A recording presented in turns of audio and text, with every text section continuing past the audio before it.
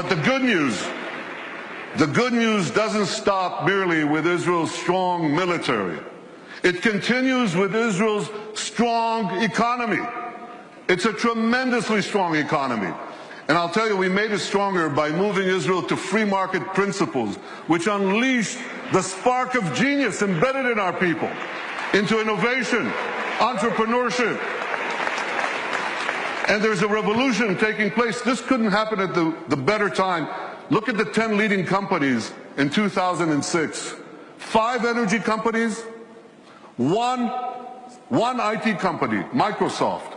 And a mere 10 years later, 2016, a blink of an eye in historical terms, it's completely reversed. 5 IT companies, 1 energy company left. The true wealth is in innovation.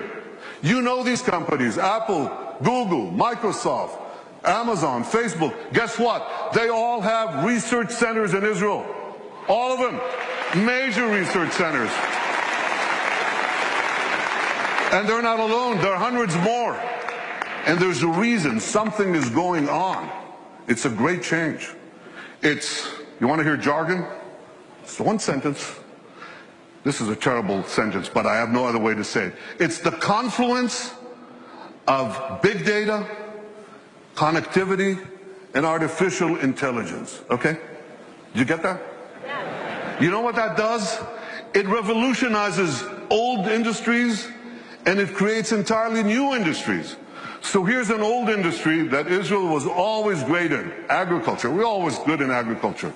But now we have precision agriculture. You know what that is? See that drone in the sky? He's connected to a big database. And there are sensors in the field. And in the field, there's drip irrigation and drip fertilization. And now we can target, with this technology, the water that we give, the fertilizer that we give, down to the individual plant that needs it. That's precision agriculture. That's Israel.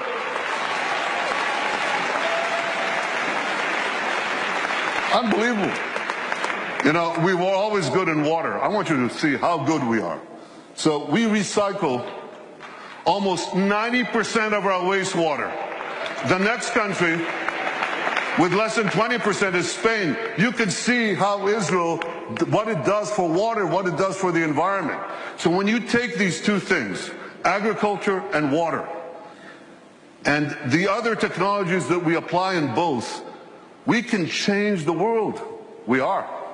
I just heard about an African woman in Africa has to walk 8 hours a day to give water to her children. 4 hours one way to a well, 4 hours back. And a young Israeli company brought in this technology that improves on Moses. Remember Moses? He brought water from a rock. They bring water from thin air. They bring water to Africa, to millions of people in Africa. Israeli technology. And I was just recently in India. That's my friend, Prime Minister Narendra Modi. Great friend. I'm showing him cherry tomatoes. This is in Gujarat, India. This is Israeli technology. And what I heard there was fantastic. Farmers came from the region. There's an experimental farm there and a place where Israel gives technology know-how to Indian farmers. 65% of India's population are farmers. And one farmer after the other gets up and says, because of Israeli technology, I've increased my crop yields and my income 3 times, 4 times, 5 times. Israel is changing the world in India, in Asia, in Africa, in Latin America, everywhere. These are the old industries. Now there are new industries. Israel is literally, how can I say this? Israel is literally driving the world. I'm talking about autonomous vehicles. Israel is a world leader in autonomous vehicles. 500 tech companies that sprang out almost instantaneously. And one of them, Mobileye, up there on the left, was just sold to Intel for the paltry sum of $15 billion. But the interesting thing is, that Intel said to them, here are the keys to our 30 worldwide autonomous vehicle businesses. You run it. Israeli technology is driving the world.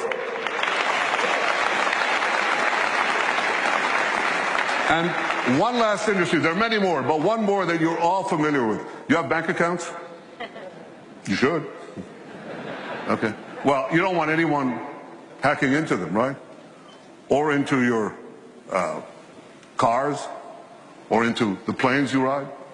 You need cyber security. Everybody needs cyber. Israel has become a world leader in cyber security.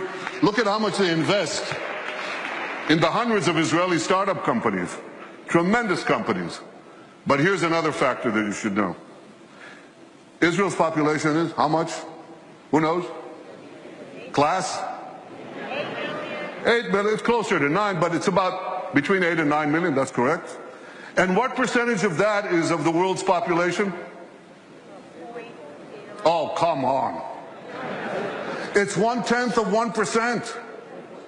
So what percentage do we get of the world global investment in cybersecurity, in private investment in cybersecurity? We're 1/10 of 1% of the world's population, and we get a whopping 20% of global private investment in cyber. We're punching 200 times above our weight. Not 2 times, not 10 times, not 100 times, 200 times above our weight. That's one heck of a punch. Very strong.